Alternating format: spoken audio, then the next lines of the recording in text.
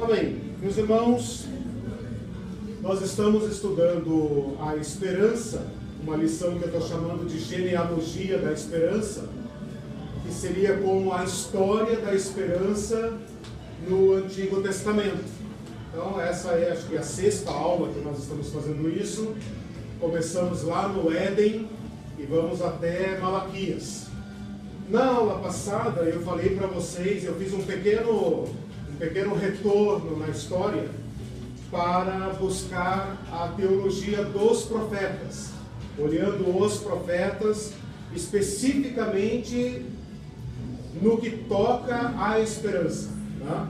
Então hoje nós estamos num outro capítulo, o capítulo do exílio, né? Então só para fazer uma pequena explicação, eu risquei aqui várias vezes a história, né? O reino de Israel durou aí cerca de 300 anos, né? E o povo do norte foi levado cativo, e esse reino foi completamente destruído. É o reino do norte. Se você ler o livro dos reis, o livro de crônicas, né? Especialmente reis, você vai ver que duas histórias correm em paralelo. A história do reino do norte, chamado Israel, 10 tribos, né? E a história do reino do sul, chamado Judá, com 2 tribos. Apesar de ser chamado Judá, são 2 tribos, Judá e Benjamim. Esse reino do norte é levado cativo, e a estratégia usada para destruí-los é a miscigenação, ou seja, mistura de povos, quebrar a identidade daquele povo. Quando nós chegarmos ao Novo Testamento e lermos sobre os samaritanos, é disso que nós estaremos falando, um povo misturado. Por isso o judeu do sul odeia os samaritanos. Por quê? Porque o samaritano é um judeu misturado, um judeu impuro, né? Então essa história da impureza, da discriminação, da rejeição do povo do norte começa aqui nessa história do Antigo Testamento, da divisão do reino e do exílio, né? Só para lembrar, Jesus é do norte, mas uma certa colônia de judeus que por causa da pobreza foi para o norte, né? Quando o recenseamento é feito, aonde que José e Maria vão se inscrever? No sul, né? Mas por causa da pobreza, eles estão vivendo no norte, né? Num lugar desprezível. Por isso quando fala Jesus nazareno, de Nazaré pode vir alguma coisa boa, né? Então você percebe nas páginas do Novo Testamento o incrível preconceito que há contra o povo do norte. O Reino do Sul vai durar aí mais ou menos uns 150 anos depois, que é a história que eu contei na aula passada, sem falar da história propriamente, mas falando dos profetas. Porque neste período aí, entre a queda do Reino do Norte e o exílio do Reino do Sul, Deus levanta grandes profetas, como por exemplo, Miqueias, Isaías, Jeremias, Sofonias e Abacuque, basicamente. Os outros falam mais para fora, né? Mas esses profetas que eu mencionei, eles falam muito para o Reino do Sul. O grande objetivo de Deus é evitar o juízo. Deus está dizendo, vou mandar o juízo, mas não permaneçam no pecado, se arrependam, que haverá saída para vocês, né? Bom, como nós sabemos, o Reino do Sul também cai, e a estratégia usada para destruir o Reino do Sul é diferente da que foi usada para destruir o Reino do Norte. Qual foi a estratégia? Deportação, né? Então, Nabucodonosor, veja, outro povo, quem destruiu o Reino do Norte foi a Assíria, quem destruiu o povo do Sul foram os babilônios. A estratégia dos babilônios é deportar o povo. E eles começam da seguinte forma: dos mais chiques, né, da nobreza, etc., os sacerdotes e tal, até a pobraiada, né? A pobraiada eles deixam na terra, né? Jeremias fica com a pobraiada. Então se você ler lá o final do livro de Jeremias, final do livro de Crônicas, final do livro de 2 Reis, você vai ver que o resto, pobres da terra, pobres, né? Fiquem aí, se virem aí nessas ruínas, né? Façam o que quiserem. Não era nenhum gesto de misericórdia, Era um gesto de: o que nós vamos levar pobre para a Babilônia? Né? Pobre não presta para nada, deixa aí. Né? Então, oi? Sim, levar a elite. Né? As elites. Aqui que eu quero trabalhar com vocês. Quero que vocês prestem atenção nisso, porque eu vou falar hoje do exílio. Né? Então, há basicamente três, deixa eu ver aqui se eu tenho as datas, há basicamente 3 deportações, e isso está claramente indicado nas escrituras. Né? Há uma deportação em 605, uma deportação em 597 e uma deportação em 587. Tá? Então, primeiro Nabucodonosor chega lá e pega um grupo de pessoas. Isso aqui tem um recado para o povo. O recado é: se abaixem e obedeçam o rei da Babilônia. Né? Se vocês não obedecerem, eu volto aqui. Né? Então ele leva aqui um grupo de pessoas, inclusive Daniel. Então Daniel está aqui. Quando abre o livro de Daniel, você vê que Nabucodonosor tem ali uma elite da população judaica. O objetivo dele não é escravizar esse povo, né? É recolher no seu império o que há de melhor, a nata dos povos. Né? Por isso você vai ver Daniel misturado com diversos sábios do mundo. Né? Então aqui vai Daniel. Nessa segunda leva aqui, em 597 a.C., né, vai o profeta Ezequiel, que ainda não é um profeta, é um candidato ao sacerdócio. O Ezequiel é um profeta sacerdote, né? Ele ainda não é profeta. Como ele vai para a Babilônia e lá não tem templo e ele não tem emprego, então Deus fala assim: meu filho, vem cá, vou te usar para outra coisa. E então ele vira profeta, né?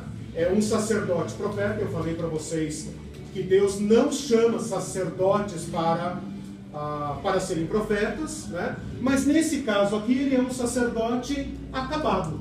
Né? Imagina, o sacerdote começava seu trabalho aos 30 anos. Quando Ezequiel tem lá seus 25, 26 anos, ele é levado amarrado, arrastado para a Babilônia. Você imagina o que é isso, né? Você viver uma vida inteira para o ofício do templo. E quando chega a sua idade de atuar, você está largado lá num gueto, né? Lembra da Segunda Guerra Mundial? Num gueto judeu, né? Então Ezequiel vai ser chamado como profeta, mas lá no estrangeiro. Vai ser o primeiro profeta fora da terra de Israel que vê e ouve Deus. E isso vai ser uma mensagem incrível de Deus, né? Por fim, aqui no final, né, na queda de Jerusalém, aqui que Jerusalém é destruída e o templo é queimado, né? Aqui vai então o rei, né? O rei e tudo mais, né? Profissionais, né? Profissionais, ferreiros, todo mundo que presta para alguma coisa é levado embora. Fica lá o resto, né? Jeremias também poderia ter sido levado. De acordo com a história que ele mesmo conta, ele poderia ter sido levado. Mas como ele demorou muito para decidir, o capitão falou assim: então fica aí. Indeciso, né? Então fica aí. Depois você, né? E daí o que acontece com esse povo de Jerusalém? Eles acabam fugindo para o Egito, né? Jeremias provavelmente morre no Egito, que é uma desgraça, né? Uma desesperança. Estou falando de esperança, né? Uma desesperança total, porque voltou para onde o povo de Israel nunca deveria ter voltado.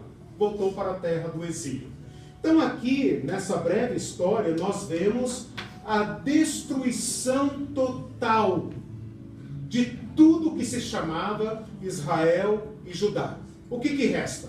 Na terra que mana leite e mel, ruínas, escombros, pobres, ladrões e miséria.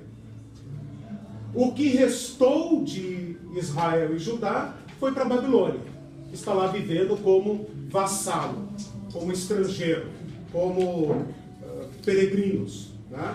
E o resto foi para o Egito. Quando eles chegam no Egito, de acordo com Jeremias, o profeta, eles falam assim: ufa, aqui estamos livres. Faraó é poderoso para nos livrar de Nabucodonosor. É o único poder em que podemos esperar, né, esse livramento. Jeremias pega uma pedra, põe na porta do lugar onde eles estão, perto do palácio, e falam: nesta pedra Nabucodonosor vai se sentar e vai julgar este país. Quer dizer, não tem escapatória, né?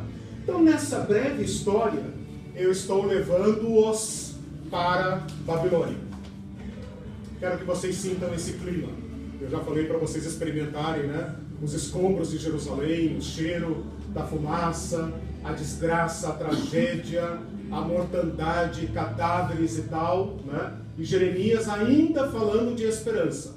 Agora não há mais nada, né? Então nós estamos indo para o exílio. Se nós pudéssemos fazer um gráfico, né? Um gráfico para medir a esperança, aqui nós estamos no ponto mais baixo possível. Talvez o ponto mais baixo da esperança no Antigo Testamento.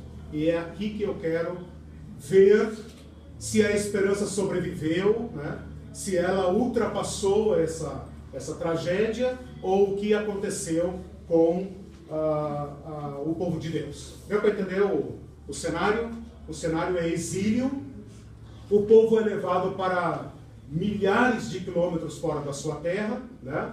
Alguns ficam em Babilônia. Babilônia é o nome do império, mas também é o nome da cidade, né? Cidade de Babilônia, aonde está as elites, né? Daniel, seus amigos, os nobres e depois até o rei, né? Mas o sacerdote Ezequiel vai lá para o fundo do império.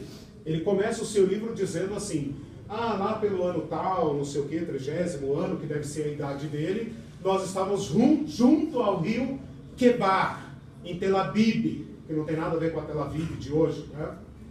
Em Tel Abib, junto aos cativos. Se você olhar no mapa, né, é bom ler a Bíblia com o mapa do lado, né, especialmente quem gosta de geografia, e medir, né, as situações, você vai ver que isso é lá no fundo do império, né, como se Nabucodonosor tivesse criado guetos para colocar esses povos, né. O objetivo é destruí-los. O objetivo é destruir a identidade deles, né? Agora, pensem comigo. Eu quero tratar hoje com vocês, então, desses dois profetas aqui, né? Daniel e Ezequiel, que são os profetas do exílio, né? Depois nós vamos tratar os profetas pós-exílicos, que são Ageu, Zacarias e Malaquias, os 3 últimos do Antigo Testamento. Mas, por enquanto, nós estamos em terra estrangeira. E em terra estrangeira há 2 profetas que se sobressaem, Daniel e Ezequiel, né? Se eu falar Ezequias, me perdoe, porque eu confundo Ezequias com Ezequiel, tá? Na verdade é o mesmo nome, né? Só que um termina em Ezequiá, né? Iá de Yahvé, o outro é Ezequiel de Elohim, né? É o mesmo nome, só que eles usaram o nome de Deus diferente e daí eles me confundem. Um é rei, né? O rei Ezequias, que já foi, aqui já foi, né? Já passou, ele é da época de Isaías. Jeremias e o exílio é mais ou menos 100 anos depois, né? Então esse Ezequiel. A crise de entrada aqui que eu queria colocar para vocês é aquela que eu falei no final da aula passada. Uma profunda crise de fé. Porque se há um Deus na história de Israel, é o Deus que prometeu a terra que mana leite e mel. Ali habitarei, ali eu estarei com vocês, né? A terra que prometia a seus pais. Então, se nós pegarmos a história de Israel para trás de Moisés, você tem a promessa da terra. Se você pegar a história de Israel a partir de Moisés, você tem a posse da terra. Então, toda a identidade do povo de Israel, do povo judeu, está ligado à terra.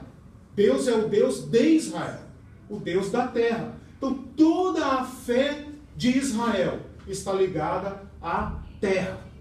É ali que eles cultuam a Deus, é ali que fazem suas festas. Todas as suas festas têm a ver com a terra, com a bênção da terra, com os ciclos da terra. Ali que tem o templo, lembra da história do templo? E o trono de Davi. Então eles olham para o templo, olham para o trono, né? E aqui então Deus está conosco, né? Tem um texto de Jeremias em que ele fala assim: não parem de dizer templo do Senhor é esse, templo do Senhor. Parem de colocar sua esperança no templo, porque o templo não basta para garantir a segurança de vocês. Vocês têm que ser fiéis a Deus. Isso que lhes dá garantia, né? Então, quando o povo é levado para fora da terra, esta fé de Israel entra em crise. Porque onde está o sacerdote para nos ensinar a lei do Senhor? Onde estão os levitas para oferecerem sacrifícios? E se nós pecarmos, vamos aonde? Pensa nisso. Se nós pecarmos, se nós tivermos que comemorar nossas festas, festa da Páscoa, festa dos tabernáculos, festa não sei do que, né? Se nós tivermos Pentecostes e tal, se nós tivermos que comemorar nossas festas, todo o ciclo do ano baseado nas festas judaicas, e agora como vamos fazer isso aqui, nessa terra estranha? Né? O rei de Israel, o rei de Judá, melhor dizendo, não existe mais. Toda a nossa esperança, que durou mais de 500 anos, a aliança de Davi, o teu descendente se assentará no trono, nunca faltará filho de Davi que se assente no trono de Judá. O que é feito desta promessa agora? Então eu queria que vocês percebessem uma profunda crise de fé. Uma profunda crise de fé. Não é comparável se nós não tivéssemos igreja hoje. Se os nossos pastores fossem destruídos, mortos, presos, sequestrados, etc, etc. Se nós não tivéssemos Bíblia, se nós não tivéssemos igreja, não é comparável. Porque a nossa fé tem uma dimensão superior, né?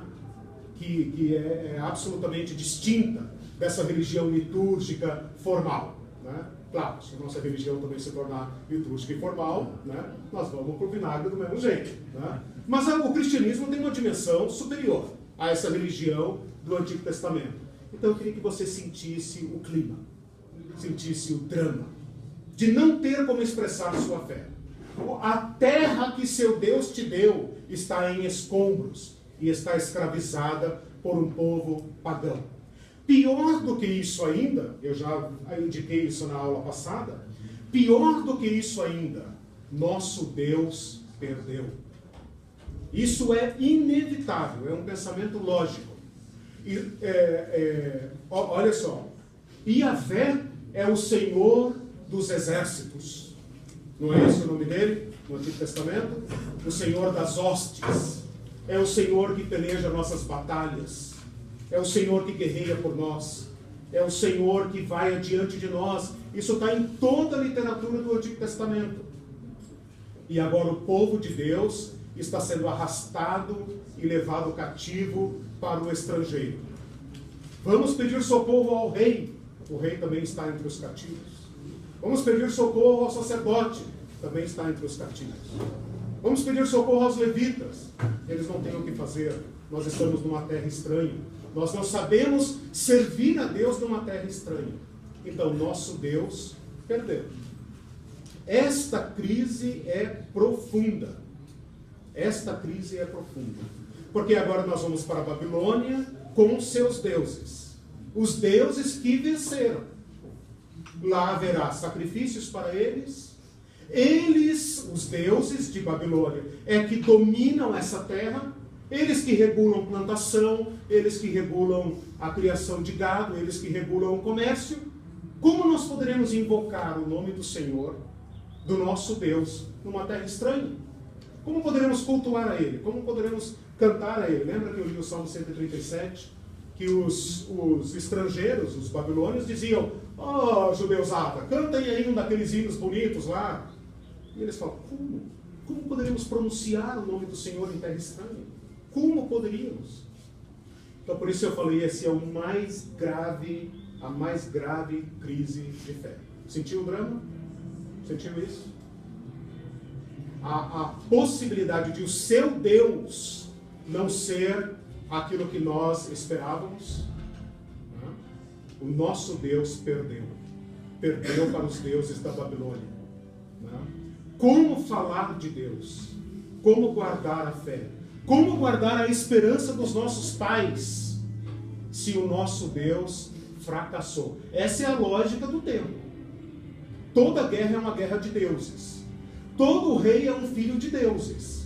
Ora, se Nabucodonosor meteu ganchos, né, no nariz do nosso rei, nosso Deus perdeu. O Deus dele deu a vitória a ele. Né? Você pode ver isso em todas as guerras do Antigo Testamento. Lembra da arca de Moisés, a arca da aliança, que foi levada para os filisteus e colocada no templo do seu Deus? Sempre assim. Né? Uma guerra de deuses. Uma guerra de deuses. Né? O Dagon cai e quebra o pescoço. Né? Opa, esse Deus aí é esquisito. Né? Ele julgou o nosso Deus. Então toda guerra no Antigo Testamento é uma guerra de deuses. Quando o povo de Israel perde a guerra, eles vão para Deus. Senhor, o que houve? O Senhor não foi conosco, o Senhor não. Né? Sempre assim. Agora, não é apenas uma guerra, é a destruição total de tudo. Então, nosso Deus perdeu. Cada judeuzinho daquele que foi para a Babilônia foi arrasado, acabado. Ele não sabe como pensar. Ele não sabe que perspectiva tem. Né? O Deus dos seus pais foi derrotado pela primeira vez. Imaginando esse quadro aí, parece assim que o judeu que foi para a Babilônia e assimilar a cultura dos babilônios é uma coisa inevitável. Sim, inevitável. Entenderam isso? Religião, cultura e tudo é quase que obrigatório ser assimilado. A ideia é essa. O propósito de... Sim, Nabucodonosor era isso, destruir a identidade. Começa pela elite, né? pela classe que representa o povo, né? Leva um rei aqui junto. Esqueci de falar esse detalhe. O rei Joaquim é levado para lá. E é colocado um outro rei, um rei menor, o Zedequias, né? Colocado um rei menor aqui, né? Para ficar ali pagando impostos. Aí esse estúpido aqui do Zedequias resolve, né, se aliar ao Egito e dizer, não, vamos peitar esses caras. Aí Nabucodonosor vai lá e esmaga. Parece que sobreviver é mais fácil assimilando. Né? Ah, com certeza. Com certeza. É aqui que eu quero entrar. Porque eu quero que você entenda, Daniel, veja, eu vou falar primeiro de Daniel, depois de Ezequiel. Né? Na Bíblia, Ezequiel vem primeiro, Daniel depois, apesar de que ambos são classificados como profetas maiores. Então, se eu fizesse isso, eu estaria seguindo a ordem canônica, a ordem do cânon, né? Mas eu optei por outra ordem, a ordem histórica, porque Daniel vai primeiro e Ezequiel depois, né? Aliás, Ezequiel menciona Daniel, né? Fala um homem justo, um homem nobre e tal. Então ele menciona Daniel como um homem sábio, né? Então Daniel é primeiro e Ezequiel depois, né? É neste cenário que eu quero que vocês agora então entendam a história de Daniel. Quando Daniel fala, assentou no seu coração não contaminar-se, é aí que eu quero que você entenda a história de Daniel. Eu sei que você leu a história de Daniel lá na escola bíblica, né, com a tia não sei quem lá, né, dos jovenzinhos que não queriam comer carne porque queriam comer só alface, legume, e a mãe fala, viu, não falei que se você tem que comer legume, porque faz bem para a saúde, né? Eu quero que você agora, né, cresça, né? Vamos olhar essa história em outro cenário, né? Esse cenário de crise de fé. Então imagina, Daniel também tinha na cabeça, que é o nosso Deus? Que é a nossa história? Né? Veja, ele é a elite pensante de Israel, né? O que é nosso povo? O que é nossa história? Isso nunca poderia ter acontecido, né? É possível que Daniel e seus amigos tenham sido castrados. É possível que eles tenham sido transformados em eunucos.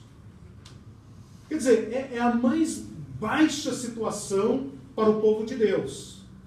Lá no início, Daniel e seus amigos olham uns para os outros e dizem, você crê? Eu creio. Você crê? Eu creio. Eu não vou ser assimilado, para usar a tua palavra, né? Eu não serei assimilado por esta cultura, por esta dieta, por esta elite da Babilônia. Assentou no seu coração não contaminar-se.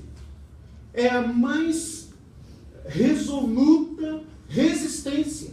Eu estou em terra estrangeira, estou onde nunca meus pais estiveram, mas eu não vou me contaminar. Eu vou me manter como se em Jerusalém estivesse. E vou comer a dieta dos filhos de Deus. daqueles que temem ao Senhor, daqueles que guardam a lei. Que lei, Daniel? Que Deus, Daniel? Você não está vendo a tua situação, cara? Mas ele assentou no seu coração não contaminar-se. Entenderam isso? Então Daniel é um profeta de esperança, um profeta de resistência, né? Todos os episódios do livro de Daniel, né? Desde o sonho, capítulo 2, a fornalha, capítulo 3, a loucura de Nabucodonosor, capítulo 4, capítulo 5 é o que? Cova dos leões? Não. O que tem no capítulo 5?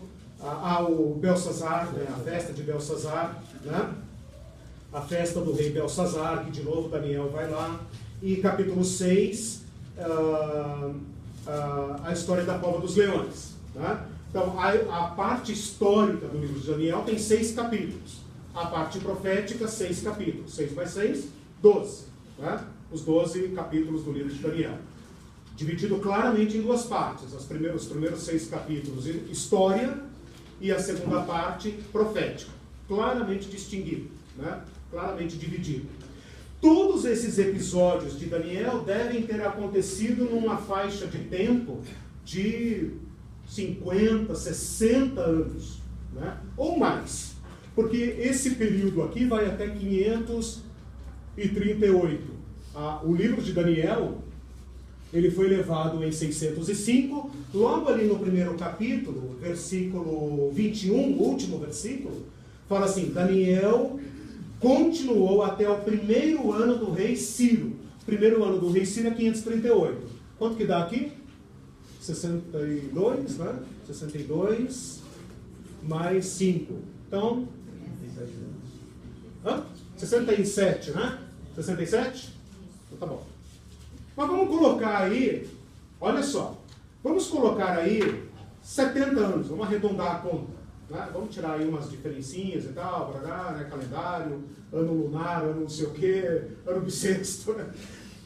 Vamos arredondar para 70 anos. Esses episódios de Daniel ocorreram durante 70 anos. Para você não achar que Daniel é assim, cada dia uma emoção, né? Um dia tem fornalha, um dia tem tal e tal e tal. Não. Pois é outra historinha da escola bíblica dominical que vai embora, né? Dá a impressão que é cada dia uma emoção, né? Cada dia uma aventura. O que Deus vai fazer hoje? Hoje tem estátua ou fornalha, né? Não, nada disso. É como dos leões, né? Errou, a prova dos leões hoje, Daniel. Vai lá. Mas, gente, o que eu quero que vocês entendam aqui é o seguinte: a mais profunda resistência. Daniel e seus companheiros são burocratas, funcionários públicos, né? Grande parte, né, 98% da história dele é carimbar nota fiscal, abrir correspondência, verificar se o palácio do rei está bem abastecido, despachar com o governador não sei da onde, despachar com não sei o quê, blá, blá, blá. Burocracia. O Império Babilônico, o Império Medo-Persa eram extremamente sofisticados em burocracia. Você pode ver isso, por exemplo, no livro de Esther, né? As cartas que vão e vêm e tal. Uma gigantesca máquina burocrática. E era chefe dos magos, então, além disso, digamos assim, o conselho, né? Não sei quanto tempo durou essa atividade, porque depois ele é de fato político, né? Inclusive no final do capítulo 2, a pedido de Daniel, o rei constituiu Sadraque, Mesaque e Abdenego sobre os negócios da província de Babilônia, né? Então, já que Daniel era chefe dos magos, ele falou assim: olha, é o seguinte, eu tenho aí os 3 amigos, né? Os 3 amigos aí e tal, eu queria trazê-los aqui para o nosso time. O rei falou: cara, agora você pode tudo, né? Um cara que adivinha um sonho desse, né? Pode tudo, traz aí a tua equipe, né? Então você vai ver que eles estão em serviços burocráticos. Se isso durou cerca de 70 anos, e nós temos 1, 2, 3, 4, 5 eventos, dá um evento a cada 20 não, né? Quase 20 anos, né? 15 anos daria 60, né? Vamos colocar a cada 15 anos. A cada 15 anos, fazer uma estatística, né? completamente furada, né?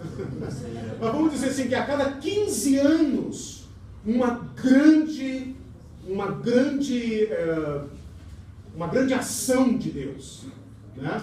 Que sempre vai terminar todos os capítulos de Daniel, da história de Daniel, vão terminar assim: e o rei reconheceu que o Deus de Daniel, Deus de Sadraque, Mesaque e Abdenego, era de fato o Deus verdadeiro. Então, assim, meus irmãos, de desgraça em desgraça, de milagre em milagre, Deus foi mantendo viva a esperança do povo judeu no exílio. Não significa que apenas Daniel e seus 3 amigos eram fiéis, mas eles estão aqui registrados dentro desse longo período de tempo, né, para representar a resistência do povo judeu, que enquanto muitos foram assimilados e passaram a adorar outros deuses e seguir outros costumes e não se circuncidar e não orar 3 vezes ao dia, como Daniel fazia, muitos foram assimilados, né? Logo descobriram o comércio, botaram suas lojinhas, seus bazares, né? E ficaram lá e se tornaram grandes comerciantes do mundo. E nunca mais voltaram para a Palestina.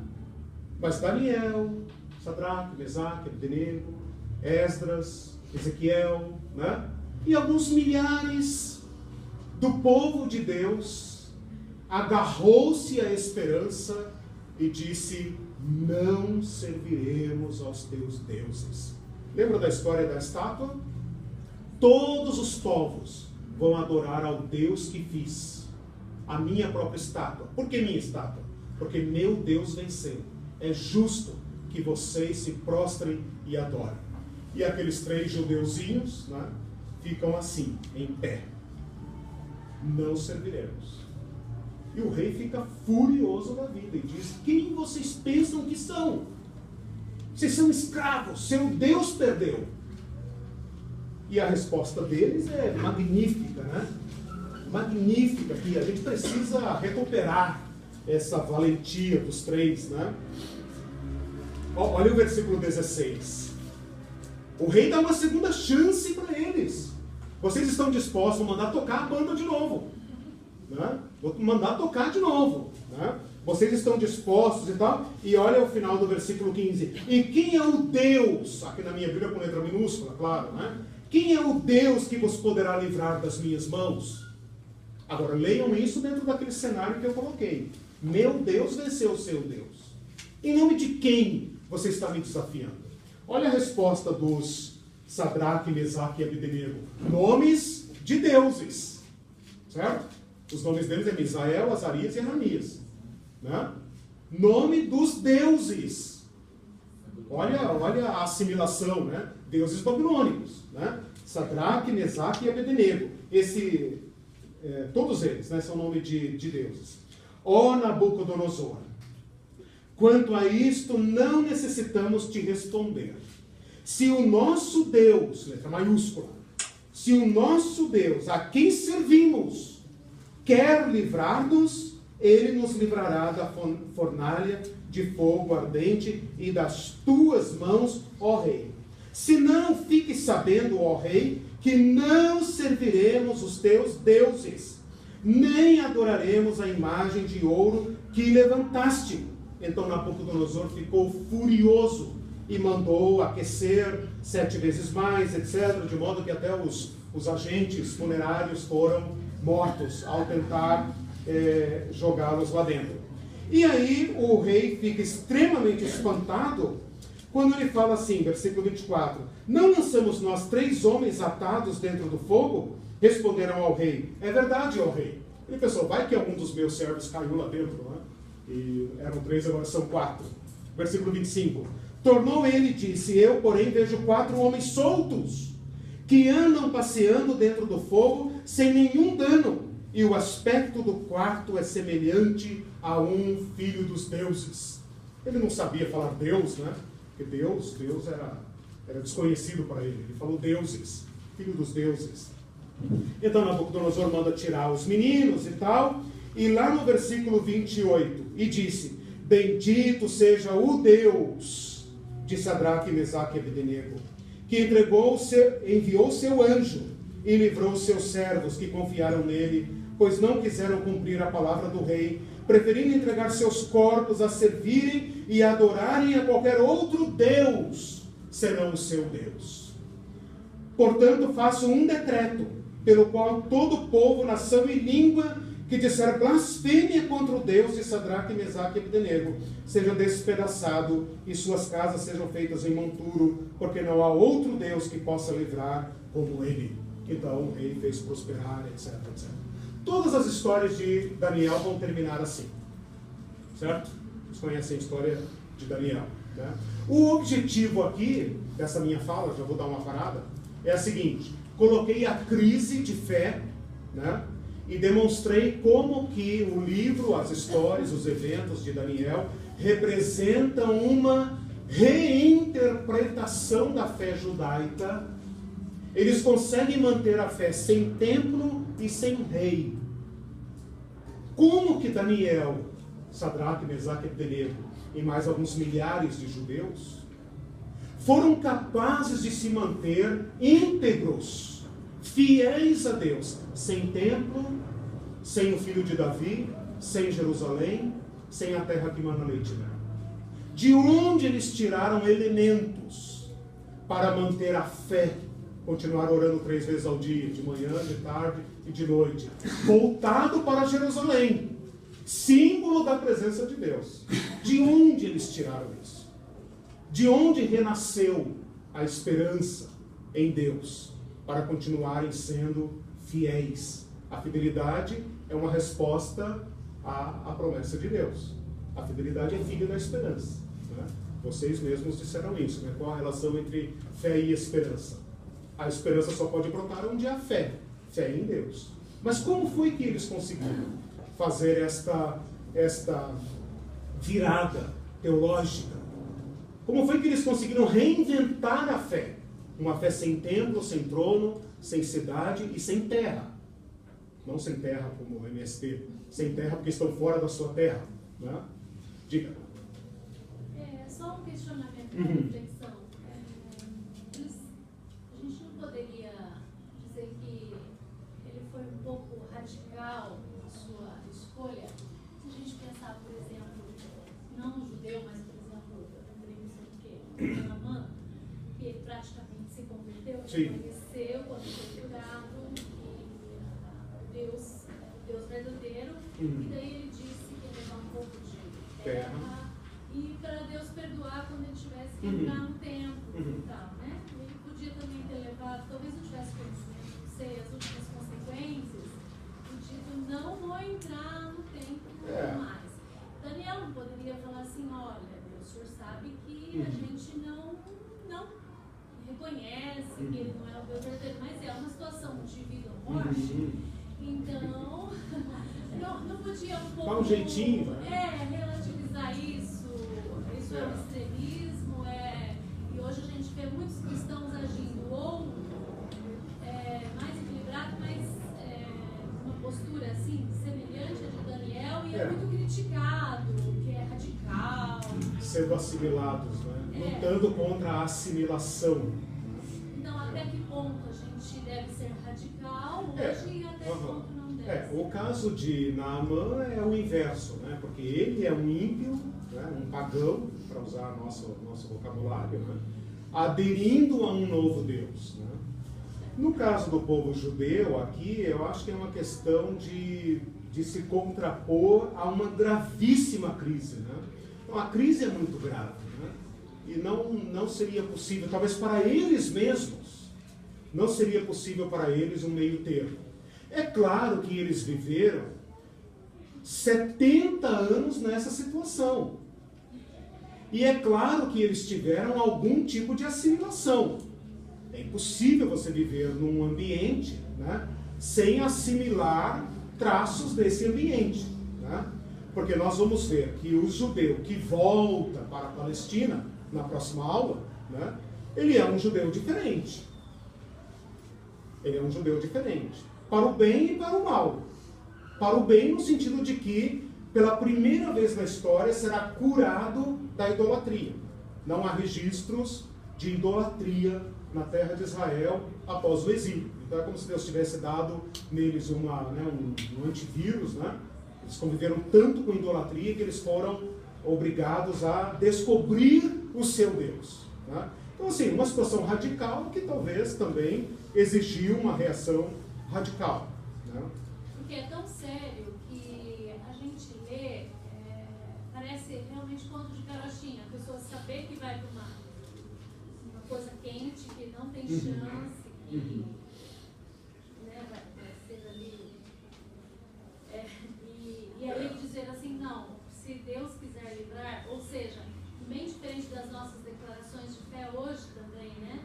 Que o seu Deus vai livrar, não vai acontecer nada. Eu não sei se eu li, né, essa parte que fala se o Deus quer livrar, se não fica sabendo o rei, ou seja, eles estavam dispostos de fato a morrer. Eles não tinham certeza que Deus iria livrá-los. Não tinham certeza. Não tinham certeza. Tipo assim, independentemente, isso aqui é um caso de desobediência civil. Típico, claro, com todos os ingredientes. A autoridade abusa do seu escopo, invade uma área da minha vida que não lhe compete. O sagrado, minha fé em Deus, não compete, né? E esses homens aqui, sendo servos do rei de Babilônia, diz: não, aqui parou. A partir daqui o Senhor não legisla. Sobre minha fé o Senhor não legisla. Isso é um ato de desobediência civil clássico, né? Eu me dirijo à autoridade, digo porque não vou obedecê-la, francamente, e estou disposto a suportar as consequências. A desobediência civil é coisa de crente, né?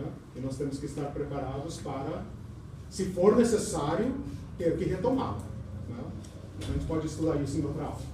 Quem ia falar? A desobediência, eu ia fazer outra pergunta, mas só aí, a desobediência do Daniel em querer só comer certo tipo de alimentos, não seria também uma desobediência civil também? Ali ele negociou, né? Ele negociou, não sei como seria, provavelmente haveria desobediência se o rei tivesse dito: não, você está no meu palácio, aqui minha casa, minhas regras, né? Minha casa, minhas regras, é essa comida, não tem exceção, vocês são todos vencidos, eu sou o vencedor, eu imponho a dieta, né? Mas ali houve uma negociação, né, com o mordomo lá, como é que é, o eunuco, etc, né? E o cara falou: olha, não conta para ninguém, porque é minha cabeça e tal, né? Então ali houve uma certa negociação. Agora, casos de desobediência clássico na Bíblia, né? Eu desafio os irmãos a estudarem a desobediência, né? Porque os cristãos às vezes são obedientes demais, né? Mas não fiquem escandalizados, né? Isso é da Bíblia, né? Um caso clássico de desobediência é esse aqui. Outro caso clássico de desobediência são os apóstolos perante o Sinédrio. Nós lhe proibimos de falar em nome do Senhor. E eles dizem: julgai vós mesmos se é justo obedecer antes a vós do que a Deus. Então, em questões que a autoridade civil não pode legislar, minha consciência, meu direito ao culto não pode legislar. Nesses casos, não resta opção para o cristão a não ser: olha, eu obedeço a Deus e não a você. São casos de desobediência civil que depois vão ser desenvolvidos por Martin Luther King, por Gandhi, por Leon Tolstói e outros, né? Mas o que eu queria perguntar é o seguinte: na verdade, será que essa crise de fé, você citou ali o exílio, aquele momento, como sendo o mais crítico da fé do Deus, será que essa crise de fé não veio antes? E justamente aquilo ali já é o tratamento que Deus está fazendo com a nação de Israel, porque a nação já tinha perdido a fé, a razão por que eles foram derrotados foi porque eles perderam a fé. Muito antes, tanto é que Deus levanta profeta para trazê-los novamente a sombra de Deus, e eles recusam, né? Jeremias próprio, né? A crise levanta a voz, né? Você tem razão. E até você falou aí que depois do exílio não houve mais idolatria, quer dizer, de uma maneira Deus já tratou com eles ali naquele exílio, né? Quem sabe, a gente já estudou aqui na aula que Jerusalém e o trono não eram da vontade de Deus, né? Então, quando isso saiu, na verdade, voltou a ser como Deus queria que fosse, né? Um governo diretamente de Deus. Então, ali, quando Deus derruba esses alicerces que eles tinham, eles começaram realmente a ver aonde eles tinham que se firmar, como nós lemos lá em Lamentações 3:22, né? Que trazer a memória. Isso, né? Então, quem sabe, o exílio já começa a ser, na verdade, um remédio que Deus está aplicando no povo, né? Fruto de uma crise de fé que eles estavam vivendo já, né? É verdade, a crise é bem mais profunda do que isso, mais antiga, né? Na verdade, essa crise de fé do tempo profético, né, que eu falei na aula passada, é uma leitura errada da religião, né? Esse apego aos ritos, né? Apego a festas, apego ao estereótipo, né? Isso já estava sendo reprovado por Deus, tem razão, a crise é mais profunda, né? Deus dá um tratamento de choque, né? Um tratamento que ele não queria dar. O objetivo do profetismo é evitar o exílio, né? Mas o povo, de fato, vai. Né? Agora, é interessante essa ideia de que Deus usa até o pior momento para realizar seu propósito. Quer dizer, não era o objetivo de Deus levar o povo para o exílio, destruir Jerusalém, destruir a cidade amada e tal. Não era o propósito de Deus. Mas uma vez que a aliança foi quebrada, Deus executa os termos da aliança, porém mesclado com esperança e misericórdia, né? Que é o caso de Lamentações que o irmão citou, né? As misericórdias do Senhor não têm fim. Por isso nós não fomos destruídos. E aqui começa a surgir um conceito que vai para o Novo Testamento, que é o conceito do remanescente, né? Porque para o judeu que pereceu na guerra, pereceu. O judeu que morreu na Babilônia, morreu. Mas Deus preserva a sua promessa para um remanescente. A palavra remanescente é uma palavra própria dos profetas, que será depois recolhida pelo próprio Cristo, quando diz, aquele que perseverar até o fim será salvo. Se vocês remanescerem em mim, e eu remanescer em vocês, né, vocês alcançarão a promessa. É na perseverança que ganhareis as vossas almas. Então esse é um conceito que começa a surgir aqui e que vai para o Novo Testamento, né? Deus sempre, tem gente que diz assim, né, de modo assustador, Deus sempre lidou com remanescentes. É assustador. Deus sempre lidou com remanescentes. Como a Irene disse, né, nós também somos assimilados pelo mundo. Nós também, o mundo nos abocanha, nos arrasta, nos seduz, né? Quanto mais radical o mundo é, mais radical nós devemos ser. E não sermos assimilados pelo mundo. Essa é uma crise de fé permanente. Mas alguém? Só para lembrar que o sistema babilônico ainda existe. Sim, é outro termo que vai para o Novo Testamento, né? No Apocalipse, por exemplo, nós vamos estudar isso mais para o final do curso, né? No Apocalipse, esse sistema que vem desde o Adão, né? De Caim, né? De Babel, Nimrod, né? Nimrod, né? Sim, desde o início, né? Passando por Babel, etc, etc. É considerado tipicamente, né, tipologicamente, um sistema que está aí. E o Novo Testamento vai trabalhar de novo com esse sistema, especialmente em Apocalipse, né? Que Babilônia é essa do Apocalipse? Babilônia não existia mais. Babilônia acabou para sempre desde o Império Medo-Persa. Por ali, né? Por ali Babilônia vai saindo da história e nunca mais foi reconstruída. Dizem que como é que chama lá o iraquiano, lá, o Saddam Hussein, né, tentou reconstruir Babilônia, né? Mas Babilônia permanece como está nas Escrituras, lugar de morcego, animais selvagens e ruínas, e destruída para sempre. Mas tem razão. Para nós cristãos, Babilônia representa um sistema. E um sistema que se impõe e que arrasa a nossa fé. Então nós temos que ser daniélicos, sadráquicos. Vamos parar por aí, né? Tudo bem aí? Então acho que aí nós devemos ser, usando a linguagem do Novo Testamento, santos. Sim. Não se contaminar, né? Decidiu Daniel firmemente no seu coração não se contaminar, né? Santos, né? Santo é aquele que está à parte, né? Contaminar é misturar-se, né? Agora, só para complicar um pouco mais, né, nós somos santos em Babilônia. Né? Nós somos santos em Babilônia. Jerusalém voltou a ser para nós a terra prometida, a terra do futuro. A Jerusalém que desce do céu, a cidade santa. Né? Nós somos cativos em Babilônia. Então, várias vezes eu tracei esse paralelo aqui. Né? Esse retrato de Daniel vivendo no mundo, sem ser do mundo, é um tipo da igreja. Santo. Oi? Somos nós. Somos nós. Então, o objetivo é sempre traçar esses paralelos, né? Nós já fomos o peregrino no deserto, depois nós fomos o povo vivendo na terra de Israel, agora nós somos o povo exilado, né? O povo o remanescente, né? Eu queria pensar um pouco mais amplo em relação àqueles povos que foram oprimidos pelos israelitas. Foram expulsos, reprimidos, escravizados, etc. A cultura da época sempre foi essa cultura de eliminar o outro, na perspectiva que você vai eliminar o que ele representa. Sim. O Deus dele, a cultura dele, etc. Em que momento dessa convulsão social você consegue chegar ao outro como semelhante? É interessante que Israel elimina esse povo parcialmente, né? E acaba sendo vencido por eles, né? Pelos esquemas deles, né? Pelos deuses deles, né? Pelo sistema deles, e acaba assimilando aqueles a quem ele venceu, né? Então, no embate, a gente corre o risco de se tornar semelhante àquele a quem a gente está tentando eliminar. Embora as guerras de Israel tenham a ver com juízo, né?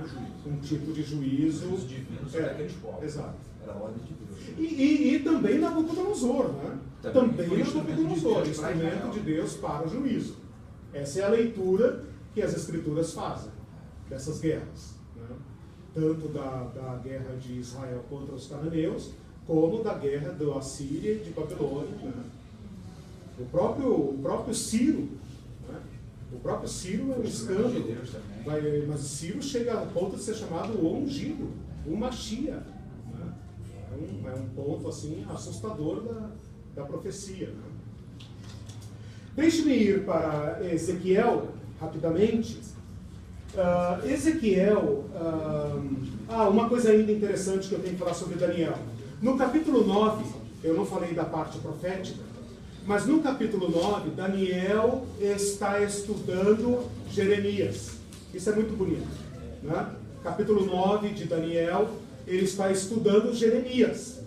E lendo a carta de Jeremias, ele entende que o tempo do cativeiro está acabando.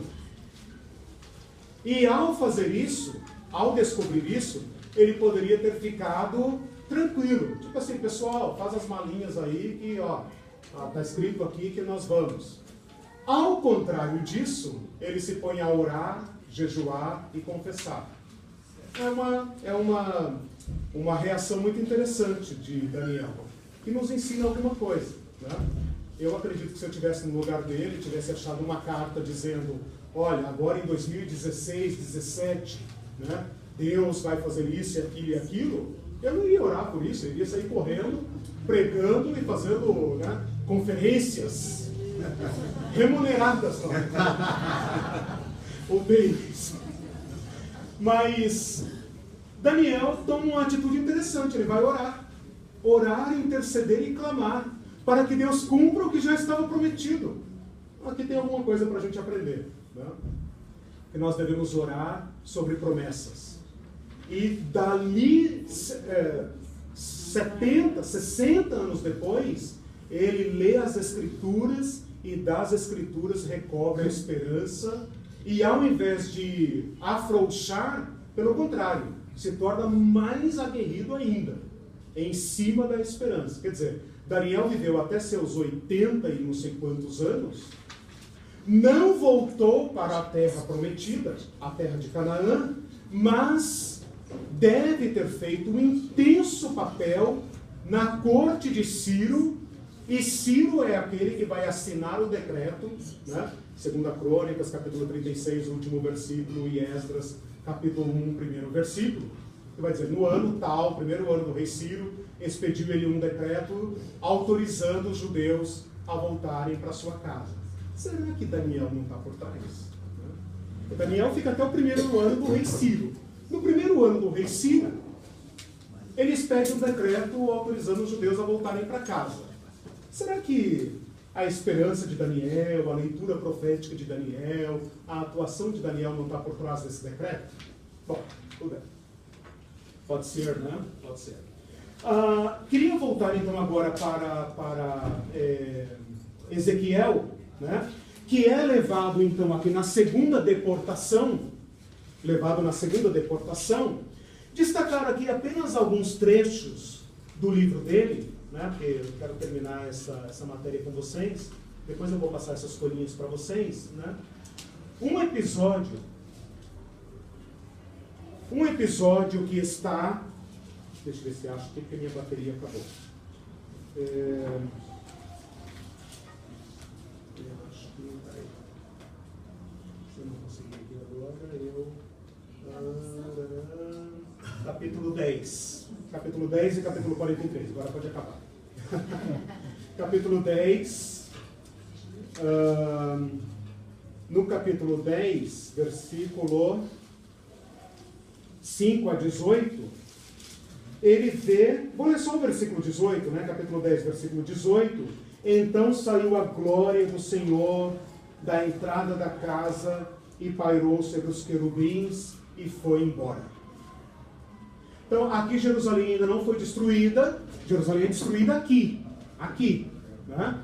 Enquanto Ezequiel está no exílio, ele tem uma visão da glória do Senhor que sai de dentro do templo e vai embora.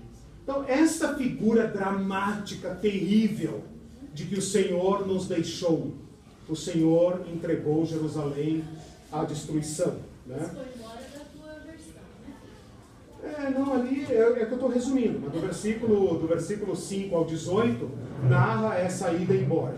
No capítulo 43, versículo 1 em diante, fala da glória do Senhor voltando. E isso aqui é profético, é visão para frente. Né? A chamada está em algum lugar? Parada? Não, está aqui, está indo. Aqui pode passar para trás. Né? No versículo 4, capítulo 43, versículo 4, fala assim: e eu vi a glória do Senhor voltando para o templo. Então, na primeira visão, Jerusalém ainda está em pé. O povo não pode sequer imaginar que o templo será destruído.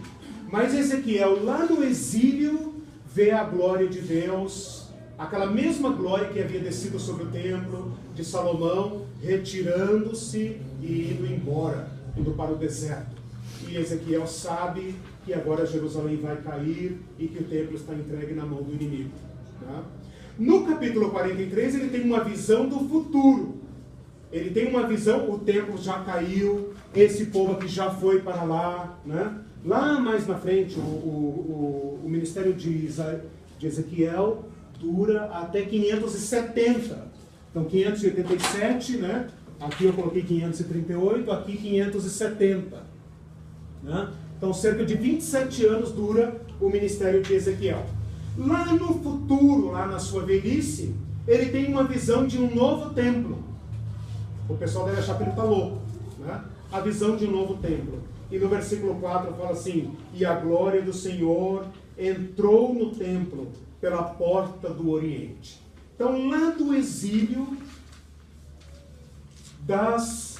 do mais profundo desespero, esse Ezequiel vê o início de um novo tempo, de uma nova aliança, de um novo templo e a glória do Senhor voltando para habitar com o seu povo. O outro texto que eu quero falar para vocês, e aí vou terminar aqui, mas é um texto muito denso, muito significativo, está em Ezequiel capítulo 37. E eu vou ler aqui uma boa parte para a gente rememorar esse texto. Sigam lá comigo, Ezequiel capítulo 37. Veio sobre mim a mão do Senhor, e ele me levou pelo Espírito e me deixou no meio de um vale que estava cheio de ossos, e me fez andar ao redor deles. Eram muito numerosos na superfície do vale e estavam sequíssimos. Então a imagem aqui é tétrica. Não são cadáveres como Jeremias viu. São esqueletos. Não são apenas esqueletos frescos. São ossos desconjuntados, pedaceira de ossos. Um vale cheio de ossos sequíssimos. A palavra é aqui branquíssimos, para não deixar nenhuma dúvida de que o povo de Israel acabou. Acabou não é como um cadáver, não é como um osso fresco, que ainda tem tutano, né? São ossos despedaçados, desconjuntados e sequíssimos.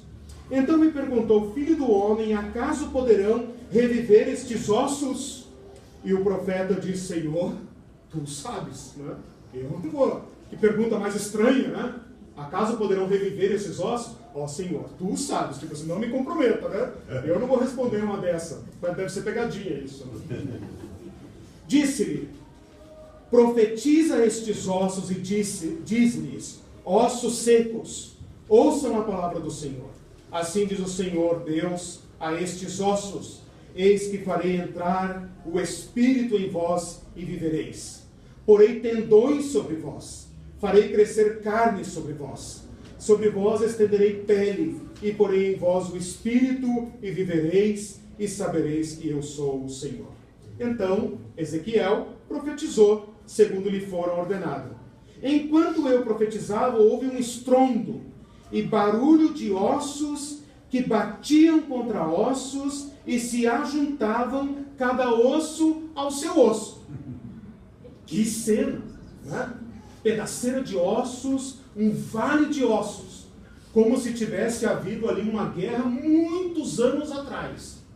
E ele emite sobre esses ossos a palavra do Senhor, e esses ossos começam a se juntar em esqueletos.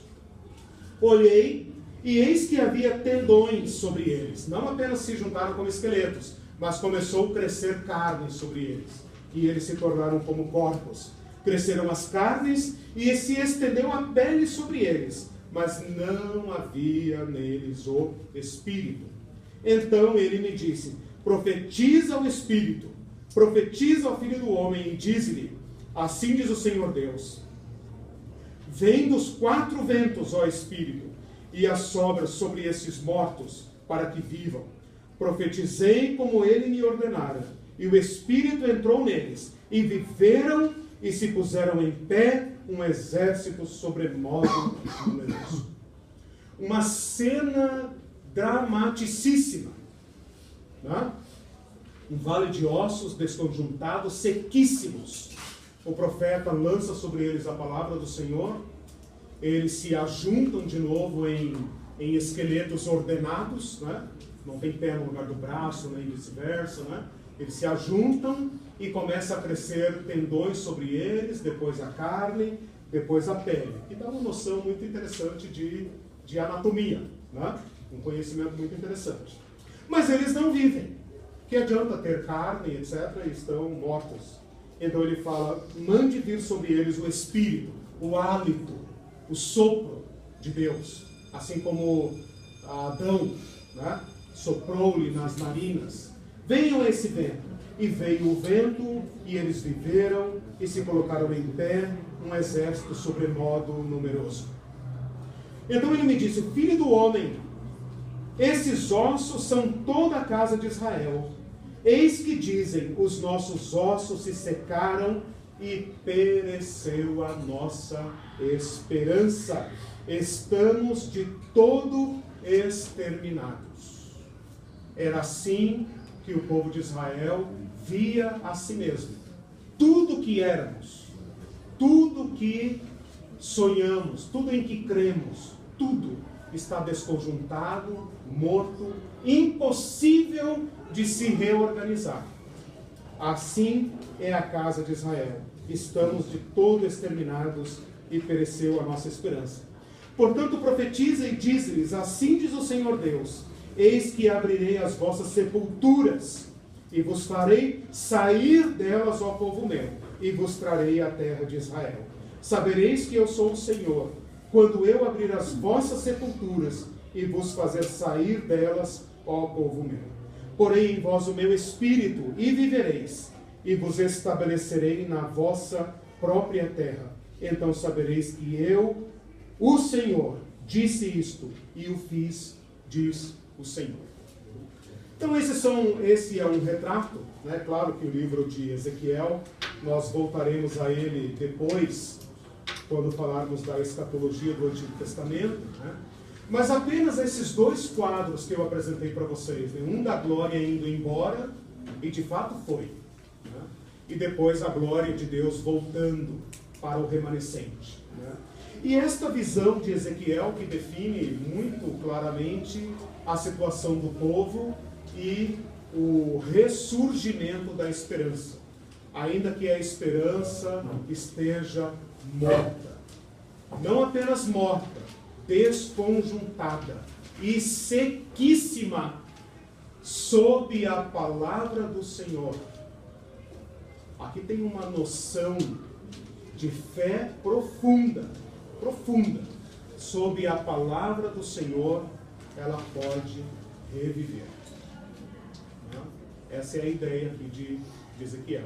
Mesmo que esteja morta, desconjuntada e sequíssima, mesmo que nós nos vejamos assim, mortos, desconjuntados e secos, mesmo que a nossa oração seja: Senhor, pereceu toda a minha esperança, sob a palavra do Senhor, sob o hálito do Senhor, né, a esperança pode se reerguer e pode voltar a viver. Eliseu, tanto aquela observação que você fez lá do Daniel orando por algo que já estava escrito, né, quanto aqui, para mim, confirmou ainda mais a necessidade da participação ativa do ser humano. Perfeito. Né? Porque ele fala, profetize. E lá no 9 ele fala, profetize, filho do homem. Né? Então a gente, orando sobre intercessão, a gente vê como Deus age na terra através de nós. Sim. Então, tanto que vários aqui já devem ter experiência que só começou a ver suas orações respondidas quando a própria pessoa, de uma forma ativa, falou, seja ao demônio para sair de dentro de casa ou daquela pessoa, seja confessando a palavra de Deus, que já deu a promessa para nós. Né? Então veja assim como isso é muito necessário e prático. A esperança, isso é uma tecla que a gente tem batido sempre, que a esperança é algo ativo, é algo que desloca. Né? É algo que move. Sim. Porque Deus é fiel e lançou sua palavra. A esperança nasce quando eu, com a minha mão vazia, agarro essa palavra e a seguro. E com base nesta esperança me movo. Então a esperança não tem absolutamente nada de passivo, nada de braços cruzados. Quem tem esperança se move. Se move como pensa, como quer, não. Se move pelo vento do Espírito, pelo hálito de Deus. O vento aqui, até li esse texto em outra versão, a versão A Mensagem e a versão hebraica. Existe uma Bíblia hebraica, né, traduzida diretamente do hebraico, só o Antigo Testamento, que ele fala, vem hálito, porque nós temos que lembrar que a palavra espírito no hebraico e também no grego é sopro. É sopro. O espírito não é uma substância imaterial, um fantasminha, né? Aquela coisa do... Não, isso não é o espírito. O espírito, concretamente falando, no Antigo Testamento e também no Novo, é ar, sopro. É isso aqui que nós temos aqui, ó, né? Que é símbolo da nossa vida. Né? O espírito é que nos faz viver. E faz viver também a nossa fé. Nos faz viver biologicamente, mas também nos faz viver espiritualmente. É interessante que você lia aqui, né? Mas assim, Ezequiel não ficou na expectativa de olhar. Deus falou para ele, eu quero que você fale, eu quero que você diga, eu quero que você faça parte Sim, sim. Interessante. Poder falar com Deus, irmãos, outros profetas, que eu estou mandando você falar. Né? Então é bonito de ver que mesmo a pessoa que nem que ela estava vendo tudo ali, tem algo aí. Sim. Vamos continuar. Não vou assistir não. Porque é o meu espírito que está falando comigo, estou falando com os meus irmãos em vários lugares. Então, é como você falou, é o vento do espírito mesmo. Sim. Quando Jesus fala para Nicodemos, o vento sopra onde ele quer. O Espírito Santo, Deus faz a obra onde ele quer. Desde que haja aí um quebrantamento por parte da pessoa. A nossa receptividade, né? Nós recebermos isso. E a esperança que Paulo fala, né? Sim. Eu estou batendo no ar aí, mas eu sei que o Redentor vive. Ela está falando, deixa eu só repetir aqui um pouco, ela está falando sobre a participação de Ezequiel, né? Ele teve que ser ativo, ele teve que participar disso. Deus poderia apenas ter mostrado a ele o espetáculo, né? E ele fica ali, Senhor, o que é isso? Ele falou, não, tu dizes, tu fale, né? Você manda, você convoca, né? E as coisas, aquela mesma esperança vai visitá-los lá no exílio, lá no gueto, vai visitá-los lá e faz, irmãos, com que esse povo retome a esperança, né? Quando o Del ali, né, perguntou sobre os outros povos, eu pensei nos outros povos que também foram levados cativos por Nabucodonosor. Né? Por que esses demais povos não retomaram a sua identidade nacional? Desapareceram. Muitos povos desapareceram. Os levitas, os judeus foram capazes de preservar a fé sem templo e sem trono, sem capital, né? Por causa da palavra de Deus. Aqui tem uma virada imensa. Porque pela primeira vez a fé judaica se descola do rito, se descola das coisas estereotipadas e passa a ser uma fé do coração. A esperança vai para dentro, né? Ezequiel também vai dizer, eu lhes darei um coração novo. Ezequiel vai usar muitas vezes a palavra novo. Lhes darei coração novo, um espírito novo. Tirarei de vós o coração de pedra, lhes darei um coração de carne. Farei com que vocês andem nos meus caminhos. Então essa é uma religião que vai para dentro. Quando ele fala que porei dentro de vós o meu espírito, do que você lembra? O que você lembra? Do Pentecostes, irmãos. Pentecostes. Isso aqui é a descrição. Jesus fez os discípulos ali nascerem e tudo mais, fez deles um novo povo, um novo Israel, porém não havia um espírito.